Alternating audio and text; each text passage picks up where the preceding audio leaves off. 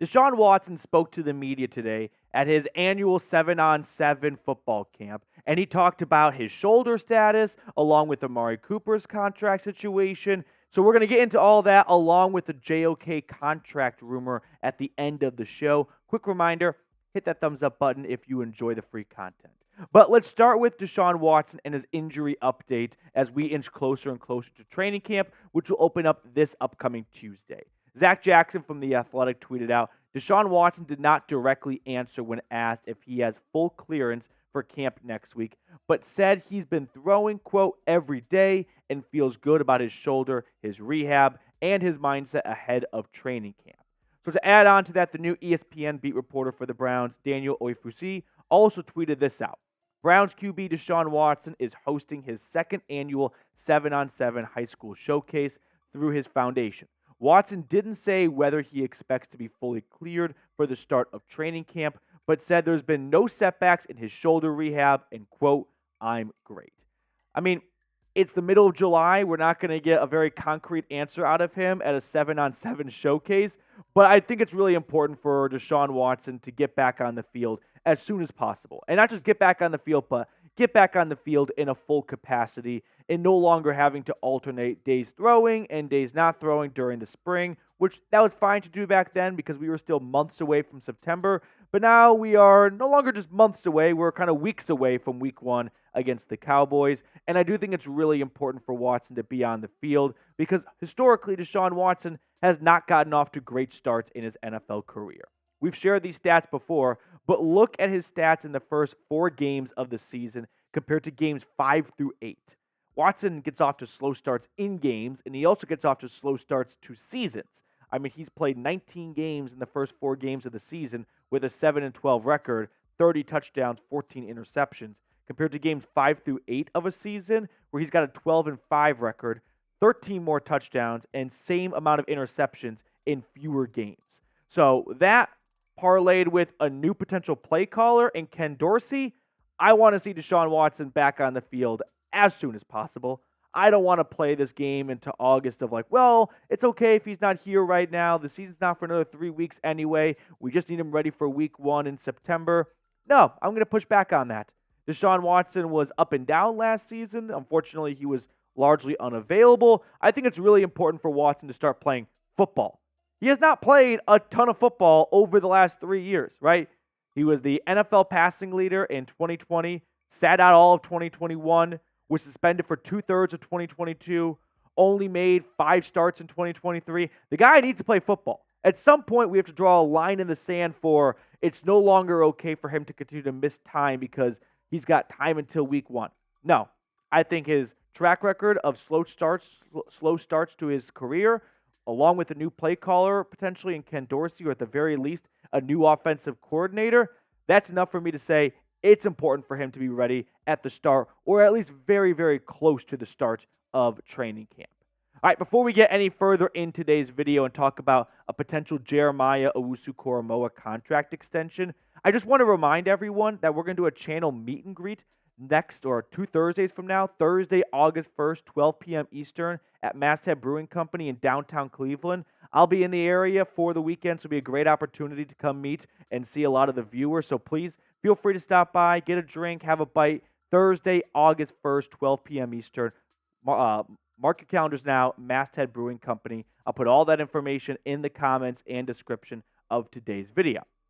Now, Watson also talked about Amari Cooper and his contract situation. And I want to share a quote from his little impromptu media session today with you guys. Amari's going to be good.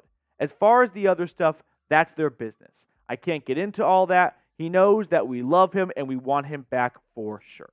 Cooper is an absolute must for this upcoming season. I know that the recent Brandon Ayuk trade rumors have just kind of gotten the ball rolling for some people about, well, what if we traded Cooper for Brandon Ayuk? I even had someone tweet at me today an all-time trade idea that involved a 3-team trade with Marshawn Lattimore and Chris Olave coming over to Cleveland, Brandon Ayuk coming over to Cleveland as well, and then Cooper going over to the Niners. I can't keep track of it all. But the point is, Cooper needs to be a Brown this year. Like, don't overcomplicate this. Don't overthink it. Look at what he's done the last 2 seasons. It's the best wide receiver play in back-to-back seasons in franchise history. I'm not exaggerating. He's the first player in Cleveland Browns history to put up over 1,000 yards in 2 straight seasons. You are entering an all-in season with Deshaun Watson this year. Don't roll the dice on removing his number 1 wide receiver and bringing in some new blood. I just don't think it's worth the risk. I don't. Sure, Ayuk has age to him, but I don't care. Cooper's got familiarity, comfortability, and stability in this offense. He's been the most stable player on this offense since coming to Cleveland in 2022. Don't rock the boat going into a very crucial season. Now, I remember a few months ago when Andrew Berry spoke about Amari Cooper, and he emphasized a lot of the things that I just said. And I want to reiterate it with all of you guys watching. Berry said, look, Coop's a Pro Bowl caliber receiver. He's played really well for us the past 2 years. He's a strong presence in the locker room. We love him. So players like that, you want to make sure that you can retain as long as possible, and we'll work through all that at the appropriate times. I think what Andrew Berry brings to light here is something really important that fans sometimes lose sight of. Players are more than just stats. Like, they have impacts in the locker room. There is a leadership element and quality. There is a tone-setting example. Remember when the Browns were on Hard Knocks? Jarvis Landry, his first season in Cleveland, was in a meeting with all the wide receivers and said, we got to stop playing injured. We got to stop sitting out because you're injured. That shit's contagious. Like, those types of examples of leadership, they don't reflect on box scores, but they raise everyone around them. Cooper's one of those guys. And I don't want to see Amari Cooper lead this team before the 2024 season. So I'm confident that something will get resolved and that this contract situation will come to a peaceful resolution because the Browns need Cooper, and Cooper wants to continue to play for the Browns. He's had the best 2 years of his NFL career here. Why would he want to change things up at the last moment? Now, what could an extension look like for him? I think a good frame of reference is what Mike Evans got a few months ago from the Buccaneers. In a somewhat similar situation, but he was entering free agency, whereas Cooper still has 1 year left on his deal. Which is why I think you could get Amari Cooper on a 1 year, $22 million extension. Keep in mind that keeps him under contract for 2024 and 2025. That's an average of $22 million a season. That's a little bit more than what Mike Evans is getting. And I think these two receivers are in a similar tier. Like, you could probably give the edge a little bit to Mike Evans for his consistency of never going below 1,000 yards and kind of being an Iron Man for the Buccaneers. But, I mean, these two are two guys that are the same age, been in the league for a similar amount of time, put up similar numbers throughout their career. I think what Mike Evans got is a pretty good starting point for Amari Cooper. And I think they're both similar deals in terms of the years because both guys are free agents after 2025. The only difference is Mike Evans was a free agent this past offseason, whereas Cooper still has 1 year left on his contract. So both expire after 2025. The only concern I really do have is, does the Dustin Hopkins contract extension complicate talks for Amari Cooper? Like, is he offended by the fact that the Browns decided we're going to get our kicker extended before we turn to our number 1 wide receiver? I hope that I'm kind of overthinking this a little bit, but at the same time, I'm watching Hard Knocks right now. We're all watching how the Saquon Barkley contract with the Eagles kind of unfolded and how there is a real human element to players feeling like they aren't wanted, feeling hurt by that, and deciding to go elsewhere. So I hope that does not trickle into Amari Cooper. But if the Browns get this next extension done, which we're going to talk about in a moment, Jeremiah Owusu-Koramoah before Cooper, like, that could really start to choppy up the waters a little bit. Now, if you had to pick one wide receiver for the Browns in 2024, who would you pick? Amari Cooper or Brandon Ayuk?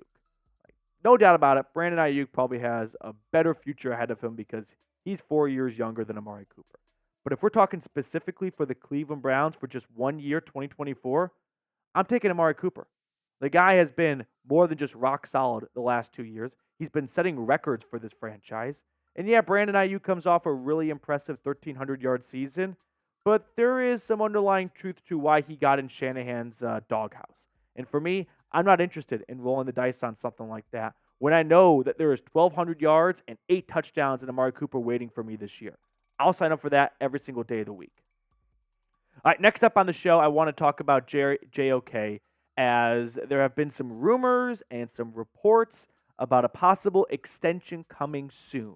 Now, before we look at that, quick reminder that in the month of July, we are trailing the Michigan Football Report in subscribers by 7. So if you are not subscribed and you hate the team up north, hit that sub button down below. Would really help the channel grow and get more studio time so I can get you guys more content. But if you just hate Michigan, I think that's good enough reason to subscribe. So Brad Stainbrook from the Orange and Brown Report recently dropped a bit of a rumor slash what he's hearing, and that is revolving around JOK and a potential extension. He tweeted out, Browns and linebacker Jeremiah Owusu-Koramoah have been in talks regarding a contract extension for, quote, some time now, but the sides are struggling to see eye to eye on a number figure. The hope is talks move in a positive direction before the start of the season, per a league source. We got some real rumors to hit on here going into training camp, and let's talk about a potential JOK extension, what that could look like, and if it's a good idea or not for Cleveland. First, we'll kind of set the table by looking at JOK stats through 3 seasons. The number one thing that jumps out to me through his 3 years with the Browns, it's not about how he went to 101 tackles in year 3 or how he had more tackles for loss combined or more tackles for loss in 2023 than his first 2 years combined. For me, what I look at here is the availability he showed the Browns in 2023 after having some injuries keep him off the field his first 2 years. If the Browns can find that available JOK that they saw in 2023, he's going to be a top 5 linebacker in this league in a few short seasons. So with that in mind, I think the stats check out as, yep, that is someone worthy of an extension. That is someone you want to invest in long term. That's a player you want on the field. Now, can you find a good dollar figure? Because ultimately, that's really what it comes down to. Can the two sides come to an agreement on a fair contract? What I've got on screen here are the top 10 highest paid inside linebackers by average annual salary. Roquan Smith for the Ravens comes in at number 1. I don't think JOK is going to be pushing to reset the market or come near $19, $18 million. There's a big gap, though, between the Bears linebacker Tremaine Edmunds at 3 and the new Steelers linebacker Patrick Queen at 4, at about $4.5-ish million. I think you're going to see JOK try to slot in probably above Patrick Queen, but he's probably not going to get that. And I think he's probably going to fall between Patrick Queen and Azeez Al-Shaair for the Tennessee Titans. So this is the extension idea I cooked up. Just a rough idea, blueprint as to what an extension could look like for JOK. 4 years, $48 million. That's an average of $12 million a season with $30 million guaranteed.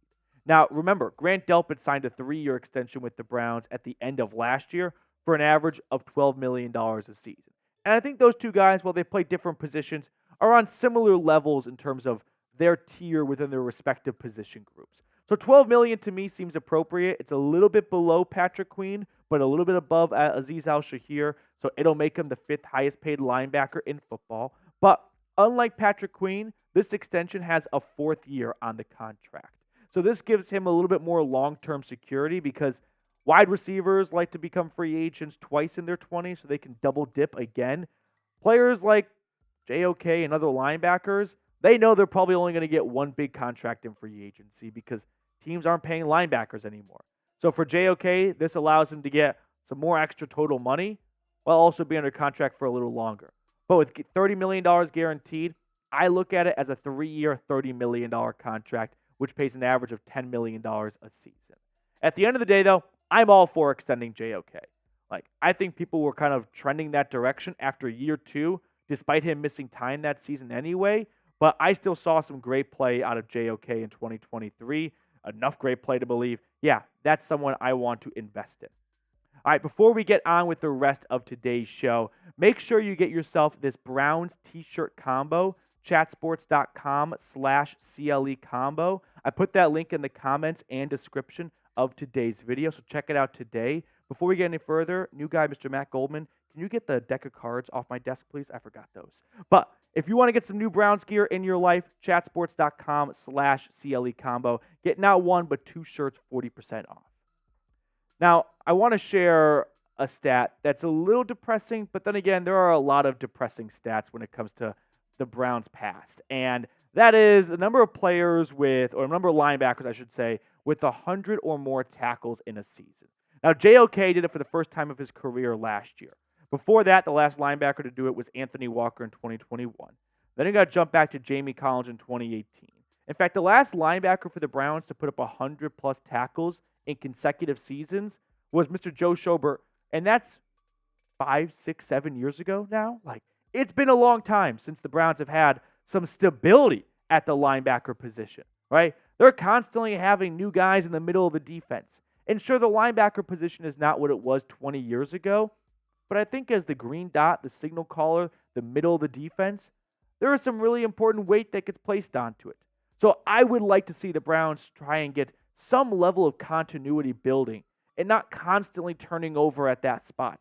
And I think JOK is a great person to start that, next to Quell Jackson type linebacker run as someone who you can count on being in the middle of the defense year in and year out. So going back to this extension projection, would you give this contract to JOK if you were Andrew Berry? Like, do you feel like JOK is a player worthy of a 4-year, $48 million investment? Or as I look at it, a 3-year, $30 million investment? I would offer it. I hope you take it. I think it would be a fair contract for both sides. Let me know what you think, though, down in the comment section. All right, to wrap up the show, I got my cards, which I forgot initially. We got producer Reed and the newest member of the Chat Sports family, Mr. Matt Goldman. Reed, which card do you want to go with? I'm going to go with 7 of clubs. 7 of clubs. And Matt, what would you like to pick? 3 of diamonds. 3 of diamonds? 3 of diamonds. Okay, 7 of clubs, 3 of diamonds. I'll go in the middle. I'll meet you guys at 5 of spades. I had the right train of thought. 4 of hearts. 4 of hearts. All right. That will do it for us on today's show. Thank you guys for tuning in. Enjoy the rest of your day, and we'll see you all later.